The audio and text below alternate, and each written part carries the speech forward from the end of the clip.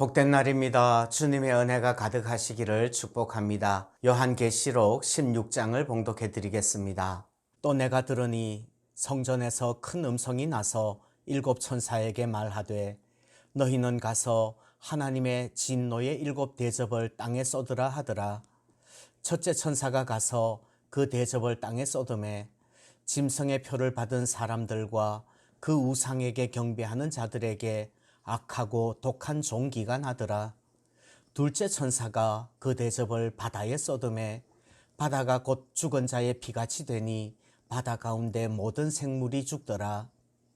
셋째 천사가 그 대접을 강과 물 근원에 쏟음에 피가 되더라. 내가 들으니 물을 차지한 천사가 이르되 전에도 계셨고 지금도 계신 거룩하신 이여 이렇게 심판하시니 의로우시도다. 그들이 성도들과 선지자들의 피를 흘렸으므로 그들에게 피를 마시게 하신 것이 합당하니이다 하더라. 또 내가 들으니 제단이 말하기를 그러하다 주 하나님 곧 전능하신 이시여 심판하시는 것이 참되시고 의로우시도다 하더라. 넷째 천사가 그 대접을 해에 쏟음에 해가 권세를 받아 불로 사람들을 태우니 사람들이 크게 태움에 태워진지라. 이 재앙들을 행하는 권세를 가지신 하나님의 이름을 비방하며 또 회개하지 아니하고 주께 영광을 돌리지 아니하더라. 또 다섯째 천사가 그 대접을 짐승의 왕좌에 쏟으니 그 나라가 곧 어두워지며 사람들이 아파서 자기 혀를 깨물고 아픈 것과 종기로 말미암아 하늘의 하나님을 비방하고 그들의 행위를 회개하지 아니하더라. 또 여섯째 천사가 그 대접을 큰 강 유브라데에 쏟음에 강물이 말라서 동방에서 오는 왕들의 길이 예비되었더라. 또 내가 보매 개구리 같은 새 더러운 영이 용의 입과 짐승의 입과 거짓 선지자의 입에서 나오니 그들은 귀신의 영이라. 이적을 행하여 온 천하 왕들에게 가서 하나님 곧 전능하신 이의 큰 날에 있을 전쟁을 위하여 그들을 모으더라. 보라 내가 도둑같이 오리니 누구든지 깨어 자기 옷을 지켜 벌거벗고 다니지 아니하며 자기의 부끄러움을 보이지 아니하는 자는 복이 있도다. 새 영이 히브리어로 아마겟돈이라 하는 곳으로 왕들을 모으더라. 일곱째 천사가 그 대접을 공중에 쏟음에 큰 음성이 성전에서 보좌로부터 나서 이르되 되었다 하시니 번개와 음성들과 우레소리가 있고 또 큰 지진이 있어 얼마나 큰지 사람이 땅에 있어 온 이래로 이같이 큰 지진이 없었더라. 큰 성이 세 갈래로 갈라지고 만국의 성들도 무너지니 큰 성 바벨론이 하나님 앞에 기억하신 바 되어 그의 맹렬한 진노의 포도주 잔을 받음에 각 섬도 없어지고 산악도 간데 없더라. 또 무게가 한 달란트나 되는 큰 우박이 하늘로부터 사람들에게 내림에 사람들이 그 우박의 재앙 때문에 하나님을 비방하니 그 재앙이 심히 큼이러라. 아멘. 어제 15장이 일곱 대접 재앙의 서론이었다면 오늘 16장은 일곱 대접 재앙이 내리는 구체적인 모습을 묘사하고 있습니다. 그런데 그 모습이 출애굽 때 애굽에 내린 10가지 재앙과 비슷합니다.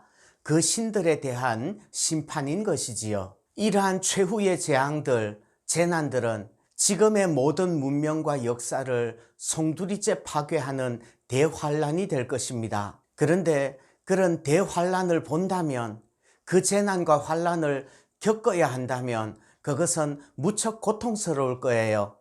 그러나 그런 과정을 통해서 하나님께서는 현재의 이 땅의 역사를 끝내시고 새 하늘과 새 땅을 이루신다는 것, 그것에 대한 분명한 믿음이 있어야 될 줄 믿습니다. 하나님의 재앙들이 내리는 그 종말의 때는 분명히 굉장히 고통스러울 거예요. 거기에 더하여서 짐승과 적 그리스도의 도전도 너무나 힘들 겁니다. 가치관과 세계관의 기준조차 흔들릴 겁니다. 그런 재난의 때가 성도들이 인내로서 믿음을 지켜야 할 때인 줄 믿습니다. 자, 첫째 천사가 대접을 땅에 쏟으니 짐승의 표를 받은 사람과 그 짐승에게 절하는 사람들에게 악한 종기가 생겼습니다.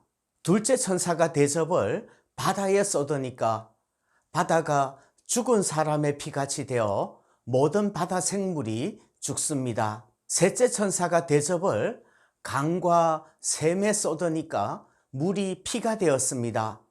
그래서 물을 주관하는 천사가 말합니다. 그들이 세상이죠. 세상이 성도들과 선지자들의 피를 흘렸기 때문에 이제는 그 세상이 피를 마시게 하는 것이라고 말합니다. 하나님이 갚으시는 것입니다. 넷째 천사가 대접을 해, 태양에게 쏟습니다. 그러니까 해가 권세를 받아서 불로 사람들을 태웁니다.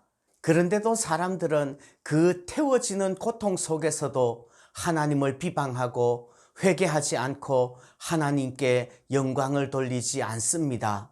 다섯째 천사가 대접을 짐승의 왕좌에 쏟습니다. 그러니까 짐승의 나라가 어두워지고 사람들은 자기의 혀를 깨물 정도로 아팠습니다. 그러면서도 그 행위를 회개하지 않고 오히려 하나님을 비방합니다.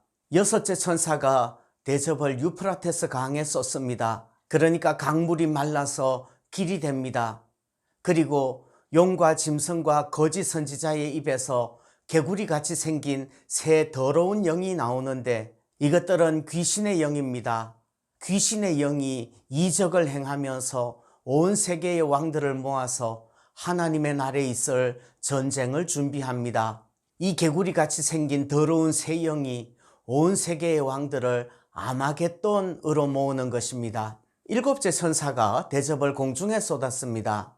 사실 일곱째 대접 재앙은 일곱 인의 재앙, 일곱 나팔의 재앙, 그리고 일곱 대접의 재앙의 그 모든 재앙들의 최종적인 마무리입니다. 그래서 그 대접을 쏟으니까 성전 보좌에서 큰 소리가 나서 다 됐다 라는 음성이 들립니다. 그리고 번개와 음성과 천둥과 지진이 일어나는데 이렇게 큰 지진은 이전에는 없던 지진입니다.